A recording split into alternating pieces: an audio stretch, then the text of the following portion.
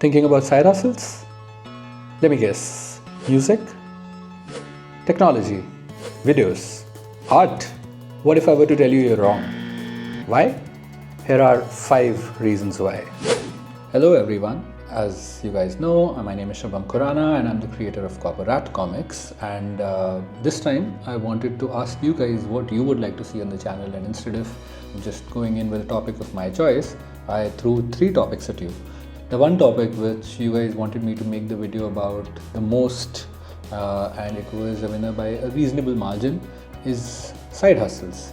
I think a lot of you do know that I started Copper Art Comics on the side while I was doing my day job, and till as recent as a couple of months ago I was not doing it full time, and hence I understand where that question is coming from, because a lot of you I know are budding entrepreneurs, a lot of you are budding creators, musicians, artists. I want to talk about 5 common misconceptions which pretty much everybody has, and to some extent I also did when I started a side hustle. To be honest, when I started Copper Art Comics, I did not really actively think of it as a side hustle. I never thought that it could be significant enough for me to be able to make money out of it someday. Those may be lessons which I learned along the way, but valuable lessons regardless. Think of it as a little bit of a myth busting session, because when we think of side hustles, we have a certain perception, we think of them a certain way.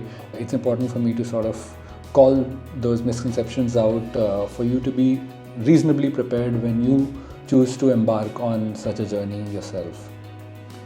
The first misconception is that side hustles require lesser time and effort compared to your main thing. I don't blame you, because I do think it has something to do with the term side hustle itself. A lot of us think that since it's not the main thing, it's the side thing or the secondary thing, it should not require as much time, effort, energy, or focus as the main hustle or your main source of livelihood, which is as far from truth as it can be.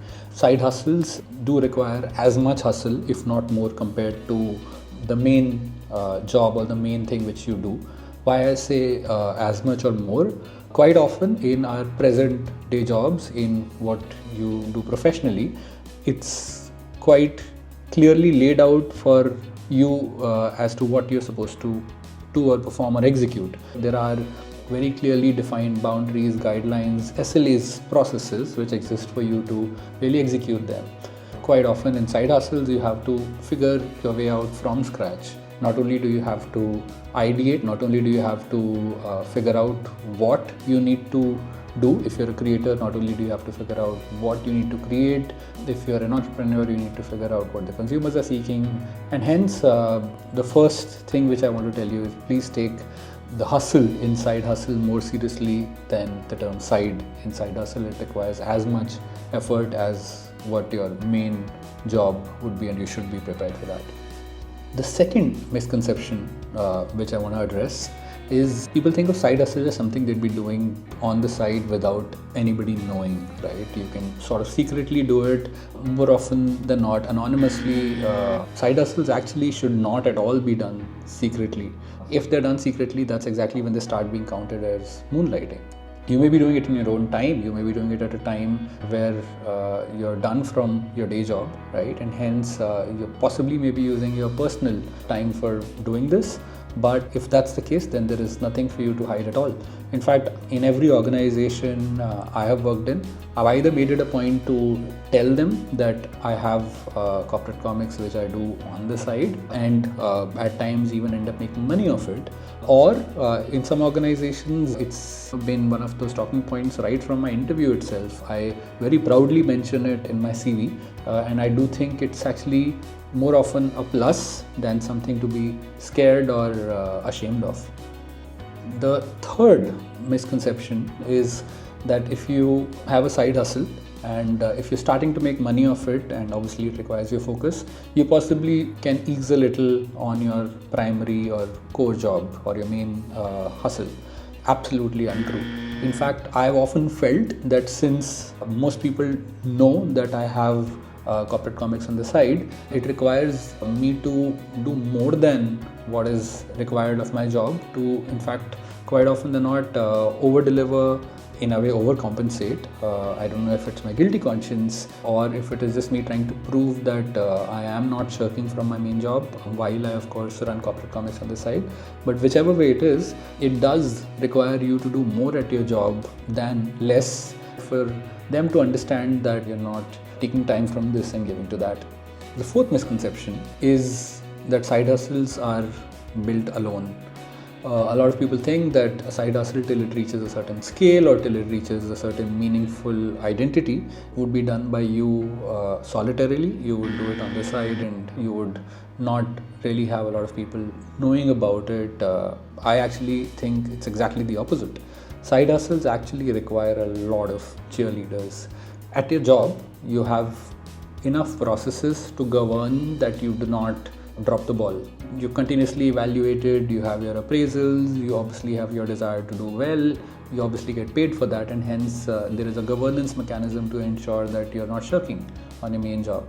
However, in the side hustles, unless you have cheerleaders, unless you have people who are not just rooting for you, but to some extent even questioning you when you meet a friend, if the first question they don't ask you is how your side hustle is doing, then there's something wrong you're doing. I think it's as important to have friends, family invested in your side hustle as cheerleaders, as accomplices, as allies, as to some extent even your governance mechanism, if you may, compared to your core job where the governance mechanisms already exist in place.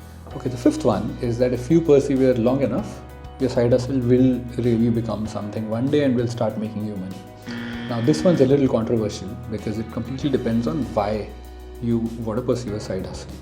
I'm assuming you're calling it a side hustle and not a passion or just a hobby because you do want it to become something someday and maybe have it as a meaningful alternative for you to pursue and move to doing compared to your main job. You may possibly want to quit your job and have your side hustle give you enough money for you to sustain your livelihood. If you're doing a side hustle for it to become something one day, then it may happen that what you start doing may not be eventually what you end up doing for it to make money. When I first took a career break, and that time I did not even have my side hustle or even the intention for it to become big enough for that to sustain me. I was just doing it for fun. I first started doing a lot of travel photography. However, what I started just on the side for fun to be able to pursue my art, which is my comics, became much bigger than my travel photography or videography. Does that page still exist? Yes, it does. Does it have too many subscribers? Not at all. In fact, I'm very sure most of you don't even know about it. I've not given that up as a pursuit. But is that what is making me money? Is that in a position where I can really start earning off it as of today or even for the foreseeable future? The answer is a big no. So yeah, if your intention of doing a side hustle is for it to really become something one day, then be ready to adapt, be ready to find another pursuit if the first pursuit is not becoming big enough or making you money. Could be because of various reasons. Quite often it could be because of clutter in that space, right? Does not mean that you have to be less passionate about it. It's sort of tricky because you don't know when to really give up to do something else.